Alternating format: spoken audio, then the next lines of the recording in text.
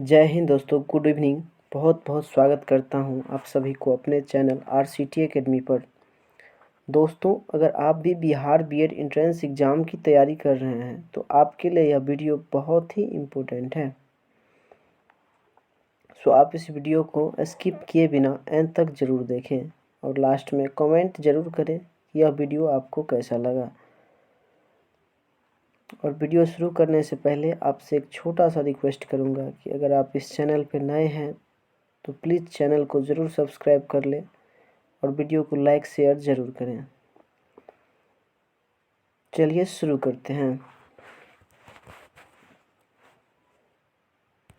तो प्रश्न है, a brief history of time from the big bang to black holes नामक पुस्तक डाइस द्वारा लिखी गई थी, यानी किसके द्वारा लिखी गई थी?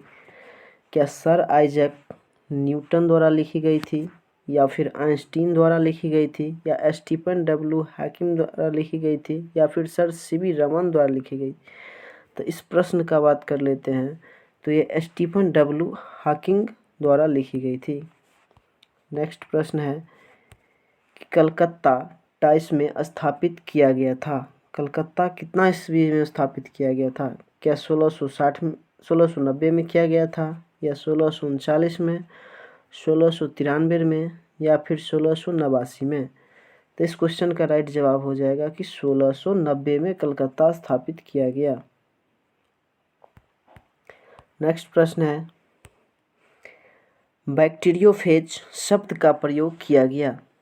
बैक्टीरियोफेज शब्द का प्रयोग किया गया। क्या फेलिक्स डी हेरले किया, हैनबरी हैंकिन ने किया, या फिर जचरिया जॉनसन किया, या फिर हंस जॉनसन किया? तो इस प्रश्न का जो राइट जवाब हो जाएगा यह हो जाएगा फेलिक्स डी हेरले। नेक्स्ट प्रश्न की बात कर लेते हैं। नेक्स्ट प्रश्न है 59 नंबर, एची लक्ष्य संरक्षण के लक्ष्य को विश्व किस वर्ष तक प्राप्त कर पाएगा? तो इसका राइट जवाब हो जाएगा कि 2020 तक। ये प्रश्न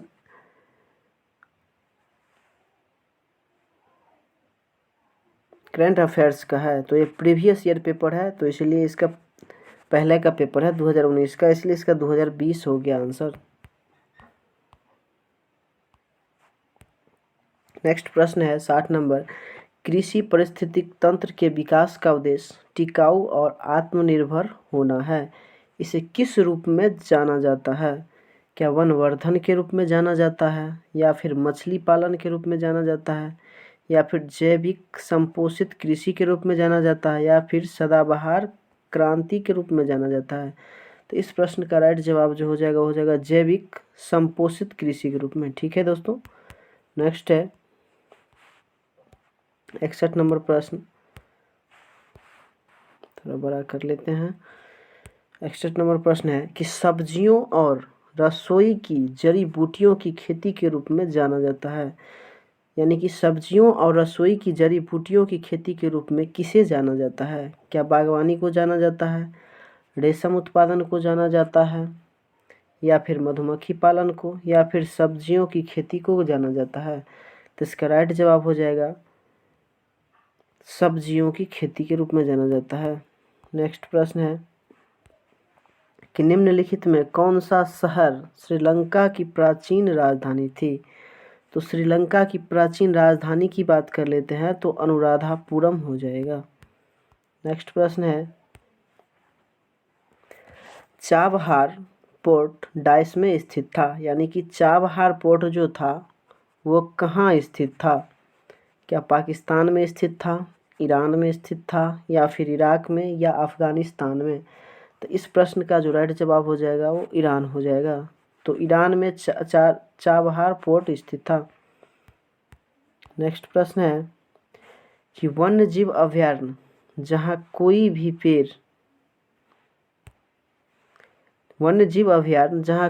पेड़ या झाड़ियाँ, जड़ी बूटियाँ और कई प्रकार के जानवरों जैसे कि बंदर, पक्षी, हाथी, सांप, मेढक इत्यादि देखा जा सकता है, इस अभयारण्य का सबसे संभावित स्थान है?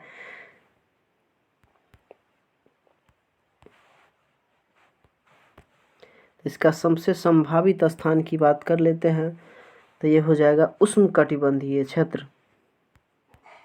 नेक्स्ट प्रश्न है कि जलवायु परिवर्तन पर संयुक्त राष्ट्र फ्रेमवर्क कन्वेंशन 2018 में पार्टियों के सम्मेलन का 24वां सत्र डाइस में आयोजित किया गया था। क्या कटोविस पोलैंड में आयोजित किया गया था, या कोपेनहेगन डेनमार्क में किया गया था, या कोटो जापान में, या फिर मॉन्ट्रियल कनाडा में? तो इसका राइट जवाब हो जाएगा कटोविस पोलैंड में, यानी कि ए ऑप्शन। नेक्स्ट प्रश्न है कि भारत को एक आत्मनिर्भर और एक स्व उत्पादक अर्थव्यवस्था के रूप में स्थापित करना किस पंचवर्षीय योजना का प्राथमिक लक्ष्य था? प्रथम पंचवर्षीय योजना का, द्वितीय पंचवर्षीय योजना का,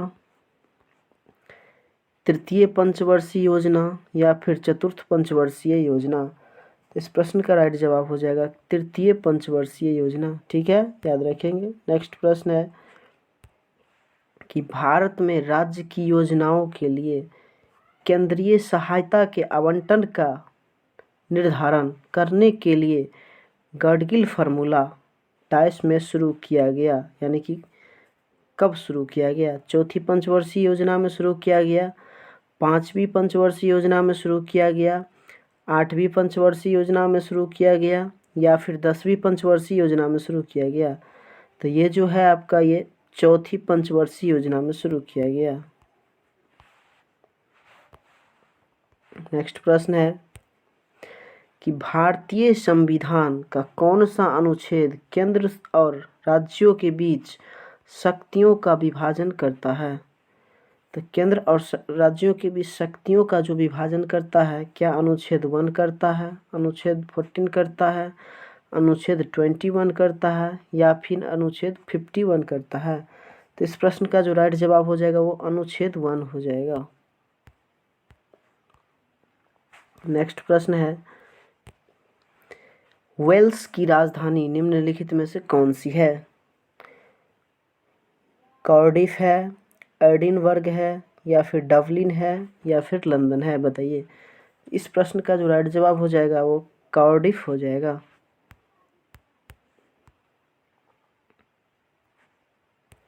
नेक्स्ट प्रश्न है कि वाशिंगटन डीसी किस नदी के तट पर स्थित है? क्या एडसन के तट पर स्थित है, हेडसन, या फिर पोटोमैक के तट पर स्थित है, या फिर मिसिसिपी के तट पर स्थित है, या फिर कोलोराडो के तट पर स्थित है? तो इस प्रश्न का जो राइट जवाब हो जाएगा पोटोमैक। नेक्स्ट प्रश्न है कि भारत के 17वें गणतंत्र दिवस के मुख्य अतिथि कौन थे? क्या दक्षिण अफ्रीका के राष्ट्रपति थे सिरिल रामाफोसा, या फिर जाम्बिया के राष्ट्रपति एडगर लुंगू, या फिर इथोपिया के राष्ट्रपति शाहले वर्क जेडे, या फिर रूस के राष्ट्रपति व्लादिमीर पुतिन? तो इस प्रश्न का जो राइट जवाब हो जाएगा वो हो जाएगा दक्षिण अफ्रीका के राष्ट्रपति सिरिल रामाफोसा। नेक्स्ट प्रश्न 72 नंबर, बुद्ध ने किस भाषा में उपदेश दिया था? बुद्ध किस भाषा में उपदेश दिया था? क्या पाली में दिया था, प्राकृत में दिया था, ब्राही में दिया था, या फिर संस्कृत में दिया था? तो इस प्रश्न का जो राइट जवाब हो जाएगा वो पाली हो जाएगा। तो बुद्ध ने उपदेश जो दिया था वो पाली भाषा में दिया था। नेक्स्ट प्रश्न है कि दिल्ली सल्तनत डाइस के आक्रमण के कारण वास्तव में समाप्त हो गया? किसके आक्रमण के कारण समाप्त हो गया? क्या चंगेज खान के आक्रमण के कारण, या फिर बाबर के आक्रमण के कारण, या नादिर शाह के आक्रमण के कारण, या फिर तैमूर? तो इस प्रश्न का जो राइट जवाब हो जाएगा वो तैमूर हो जाएगा। नेक्स्ट प्रश्न है 71 नंबर कि हैदराबाद में चार मीनार का निर्माण किसने कराया था? चार दीवार का जो निर्माण कराया था वो किसने कराया था? क्या इब्राहिम कुतुब शाह कराया था, या कुली कुतुब शाह कराया था, आदिल शाह कराया था, या फिर इब्राहिम आदिल शाह करवाया था? तो इस प्रश्न का राइट जवाब कुली कुतुब शाह हो जाएगा, याद रखेंगे, बहुत ही इंपॉर्टेंट क्वेश्चन सब है। बंगाल का पहला गवर्नर जनरल था, बंगाल का जो पहला गवर्नर जनरल था वो कौन था? क्या लॉर्ड कॉर्नवालिस था, लॉर्ड क्लाइव था, या फिर लॉर्ड वेलेस्ली था, या लॉर्ड हेस्टिंग्स था? इस प्रश्न का राइट जवाब लॉर्ड हेस्टिंग्स हो जाएगा। नेक्स्ट प्रश्न है कि वंदे मातरम पहली बार भारतीय राष्ट्रीय कांग्रेस के डैश सत्र में गाया गया था, यानी कि कितना ईस्वी में गाया गया था?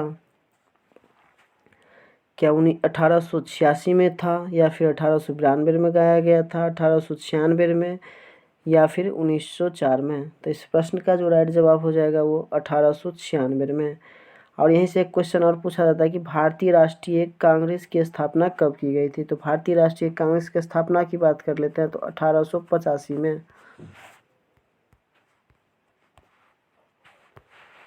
नेक्स्ट प्रश्न है 77 नंबर कि मोहनदास करमचंद गांधी डैश के दौरान महात्मा गांधी बने, यानी क्या चंपारण सत्याग्रह के दौरान बने, या फिर रॉलेट सत्याग्रह, या 1919 में भारतीय नेशनल कांग्रेस का अमृतसर अधिवेशन में बने, या फिर खिलाफत आंदोलन में बने? तो इस प्रश्न का जो राइट जवाब हो जाएगा चंपारण सत्याग्रह में। नेक्स्ट प्रश्न है कि निम्नलिखित में किस ग्रह को मॉर्निंग स्टार के नाम से जाना जाता है?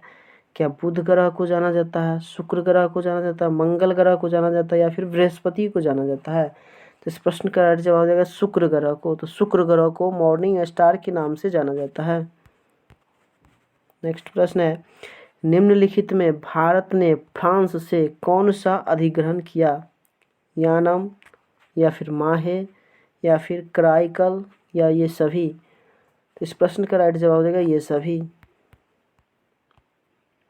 अगला प्रश्न है मुद्रास्फीति का कारण है, मुद्रास्फीति का क्या कारण है? क्या धन की आपूर्ति में वृद्धि है, उत्पाद में गिरावट है, या फिर धन की आपूर्ति में वृद्धि और उत्पादन में गिरावट है, या फिर धन की आपूर्ति में कमी और उत्पाद में गिरावट है?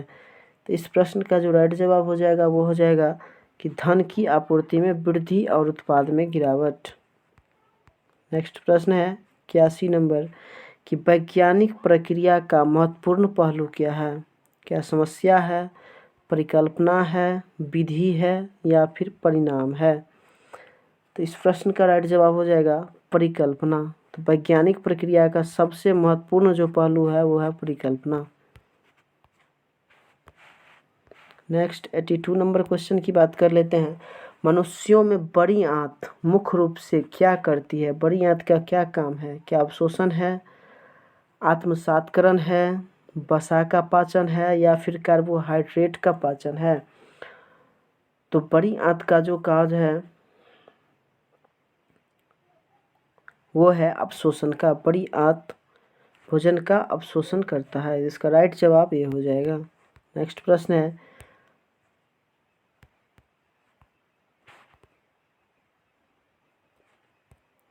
कि अम्लीय वर्षा इसलिए होती है क्योंकि, अम्लीय वर्षा क्यों होती है? क्योंकि सूर्य वातावरण की ऊपरी परत को गर्म करता है। क्या जीवाश्म ईंधन के जलने से वातावरण में कार्बन, नाइट्रोजन और सल्फर डाइऑक्साइड निकलते हैं, या फिर बादलों के बीच घर्षण के कारण विद्युतीय आवेश उत्पन्न होते हैं, या पृथ्वी के वातावरण में अम्ल होता है? बताइए। तो अम्ल वर्षा जो होती है वो जीवाश्म ईंधन के जलने से वातावरण में कार्बन, नाइट्रोजन और सल्फर के ऑक्साइड निकलते हैं, इसी कारण से होते हैं। इसका राइट जवाब बी हो जाएगा। नेक्स्ट प्रश्न है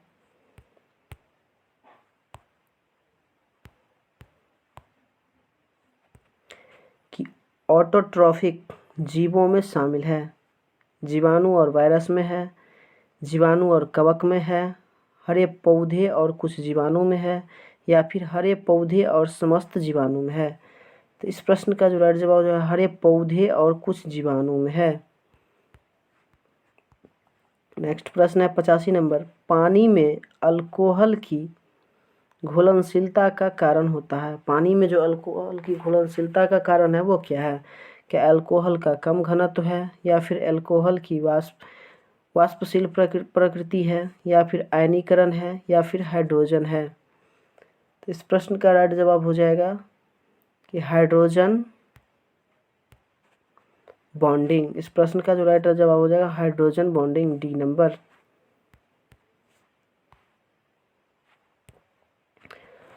तो आज का जो वीडियो था वो आपको कैसा लगा कमेंट में ज़रूर लिखिएगा, और वीडियो आपको अच्छा लगे तो प्लीज़ वीडियो को लाइक करके चैनल को सब्सक्राइब कर लीजिए। हाँ, और अगर आपको ये PDF चाहिए तो आप हमारे टेलीग्राम चैनल RCT एकेडमी को ज्वाइन कर लेंगे।